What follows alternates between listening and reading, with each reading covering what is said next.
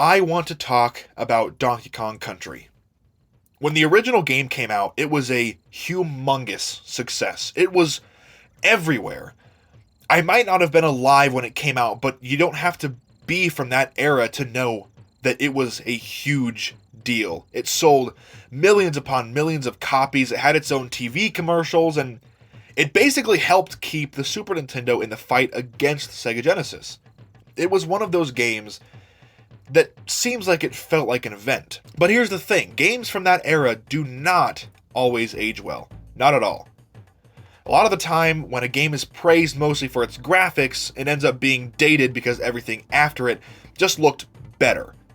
It's easy to assume Donkey Kong Country would be one of those games, a relic of the 90s that only holds up because of nostalgia, but that is not the case. Playing Donkey Kong Country today, it still feels incredible. The movement, the levels, the music, it all just works. So I wanted to break down why this game isn't just good for its time, but why it's still good, period.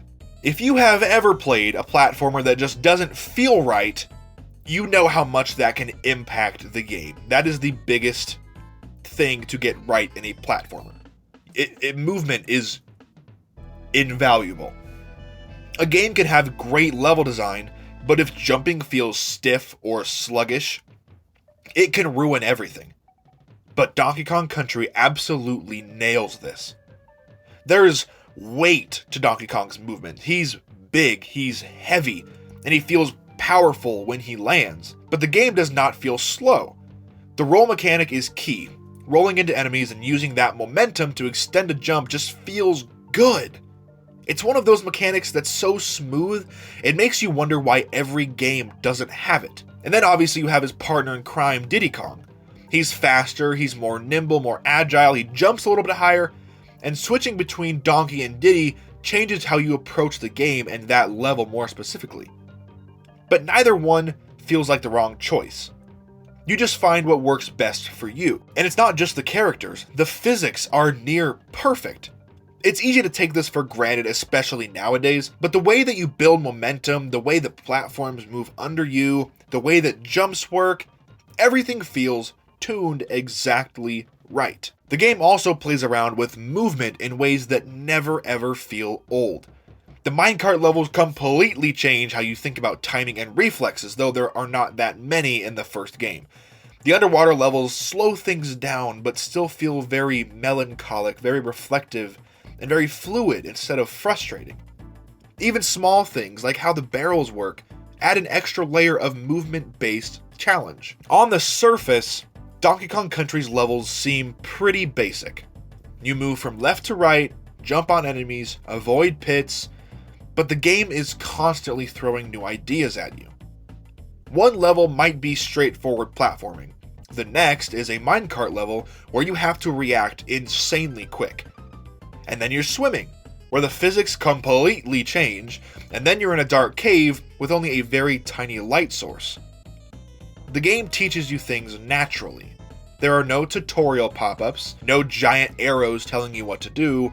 It just introduces an idea, lets you play with it, and then moves on before it gets too old. And the difficulty curve in this game in particular is very smooth. The first few levels are easy, but the game slowly pushes you to be better. And by the time you get to the later worlds, you're doing things you didn't think you could do when you started.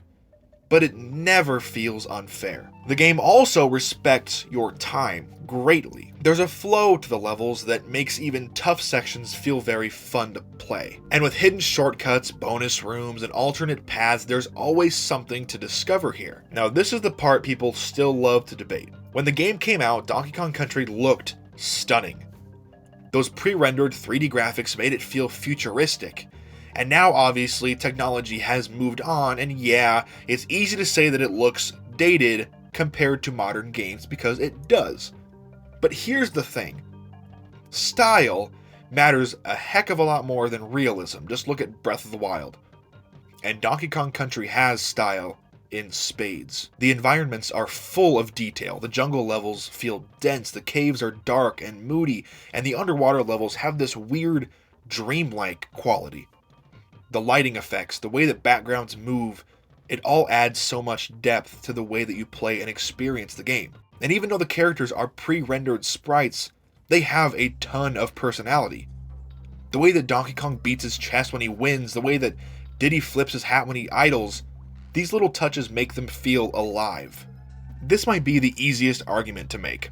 I know that I've talked about this particular subject a ton in my videos, and if you're tired of hearing about it, I'm sorry, but the music in this game, I can't even put it into words. David Wise crushed it. Every track fits the mood perfectly. Aquatic Ambience is still my favorite water level theme ever. Fear Factory makes the factory levels feel cold and barren and lifeless. And Minecart Madness keeps your heart racing. And it's not just the good music that makes it stand out, it's dynamic and it matches the theme of the level that you're playing perfectly. The way that the jungle theme adds more layers as you move forward, or how the underwater music feels soft and flowing, it's all 100% intentional. It makes the game feel way more immersive than it would on the surface.